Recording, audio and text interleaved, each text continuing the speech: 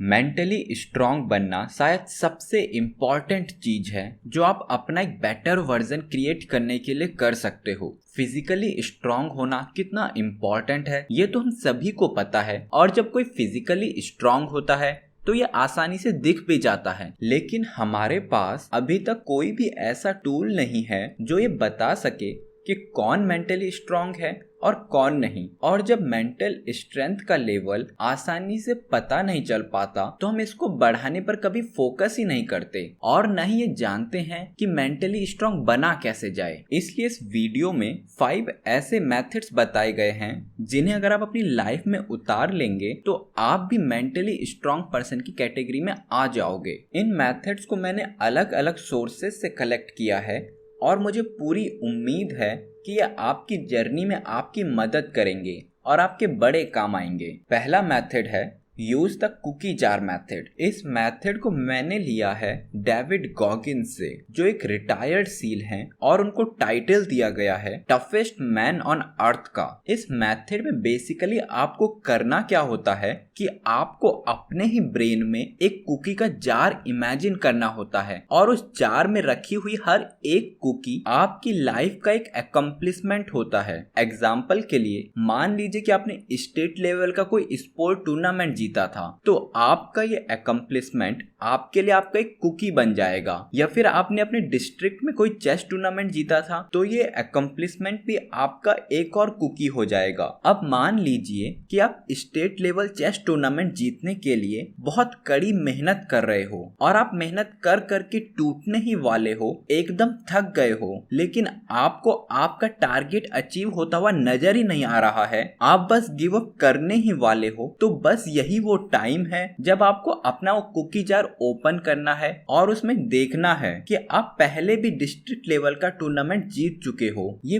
Past achievement आपको remind कराएगा कि अगर आपने इस बार भी मेहनत करना नहीं छोड़ा, गिव अप नहीं मारा, खुद को बस थोड़ा सा और स्ट्रेच कर दिया, तो पहले की तरह इस बार भी आप अपने टारगेट को अचीव कर लोगे। अब बात ये आती है कि ये मेथड आखिर काम करता क्यों है। ये मेथड आपको टाइम याद दिला देता है जब आप पास्ट में खुद को मेंटली स्ट्रांग प्रूफ कर चुके हो। एक्चुअल में यार होता क्या है कि जब हम कोई काम कर रहे होते हैं, अपनी डेली लाइफ में बहुत ज्यादा बिजी हो जाते हैं, तो हम अपने पास्ट के अचीवमेंट्स को भी भूल जाते हैं। हम अपनी स्ट्रेंथ्स, अपनी कैपेबिलिटीज, अपनी पावर्स ये सब भूल जाते हैं और ये टेक्निक आपको आपके पास्ट अचीवमेंट्स, आपकी स्ट्रेंथ्स के बारे में रिमाइंड करा के वापस रिचार्ज कर देती है। सेकंड पॉइंट है द 40% रूल, और ये मेथड भी लिया गया है डेविड गॉगिन्स से। ये रूल बहुत ही सिंपल है। इसमें क्या होता है कि जब आप किसी गोल को अचीव करने के लिए बहुत कड़ी मेहनत कर रहे हो, आप पूरी तरीके से थक चुके हो, तो ऐसे टाइम पे आपका ब्रेन अपनी टोटल कैपेसिटी के सिर्फ 40% पर ही काम कर रहा होता है। अब आप कहोगे कि ऐसा कैसे हो सकता है, मैं तो पूरा एफर्ट मार रहा हूँ, पूरी मेहनत भी कर रहा हूँ, तो फिर मेरा ब्रेन सिर्फ 40% पे कैसे काम कर सकता है। अब होता क्या है कि जैसे कार में उसकी टॉप स्पीड को लिमिट करने के लिए एक गवर्नर लगा होता है ताकि आप ऐसी स्पीड पर कार को ना चलाओ जिसके लिए वो बनी ही नहीं है, ठीक ऐसे ही हमारी ब्रेन पर भी एक कंट्रोल सिस्टम लगा होता है जो हमें उस लेवल पे काम नहीं करने देता जिसके लिए वो अभी तैयार नहीं है। इस वजह से वो आपकी कैपेसिटी को 40% पे लिमिट कर देता है। अब आपको करना क्या है कि जैसे ही आप 40% पे पहुंचे, आप बुरी तरीके से थक चुके हो, आप गिव अप करने का सोच ही रहे हो, तो ठीक उसी टाइम पे आपको खुद को थोड़ा सा और स्ट्रेच करना है, थोड़ा सा एक्स्ट्रा पुश करना है। ऐसा करने से आप अपने ब्रेन को हायर कैपेसिटी पर काम करने के लिए ट्रेन कर दोगे, उसे उसके कंफर्ट जोन से बाहर खींच लाओगे। लेकिन आपको एक बात का ध्यान भी रखना है कि आप एकदम से खुद को बहुत ज्यादा पुश ना कर दो।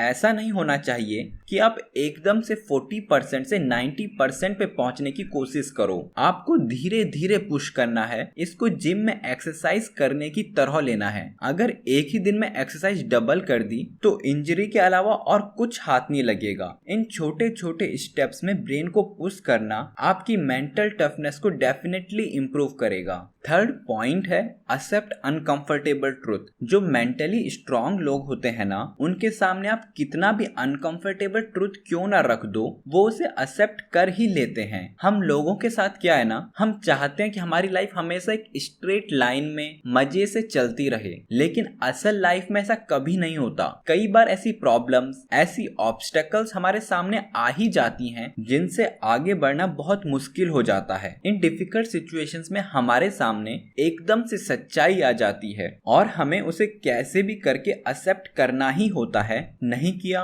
तो बस हो गए आप खत्म। बहुत सारे लोग एक सपनों की दुनिया में रहना चाहते हैं और वो ऐसा मानते रहते हैं कि उनके साथ कुछ बुरा होना ही नहीं चाहिए या फिर उनके साथ कुछ बुरा हो ही नहीं सकता। लेकिन जब हम जिंदगी जीते हैं ना, तो इसमें कई बार बुरी चीजें होती हैं। ये तो एक सच्चाई है। ऐसे टाइम पे आपको सच्चाई को फेस करना ही पड़ेगा। जो लोग मेंटली स्ट्रांग होते हैं वो इस बात से पहचाने जाते हैं कि वो अनकंफर्टेबल ट्रुथ को कैसे फेस करते हैं। जो मेंटली वीक बंदा होता है ना, वो सच्चाई को एक्सेप्ट ही नहीं करना चाहता। वो पहुंच जाता है डिनायल मोड में। वो हर बार एक ही चीज बोलता रहेगा, ऐसा नहीं हो सकता, वैसा नहीं हो सकता, ऐसा क्यों हो रहा है, वैसा क्यों हो रहा है। जबकि सच ये है कि ऐसा हो चुका है। आखिर कब तक सपनों की जिंदगी में पड़े रहोगे, असली दुनिया में आ जाओ। वहीं जो मेंटली स्ट्रांग पर्सन है वो ये एक्सेप्ट कर लेता है कि ये बुरी चीज हो गई है, अब इससे आगे निकला जाए। वो उस चीज के साथ चिपक कर रुक नहीं जाता।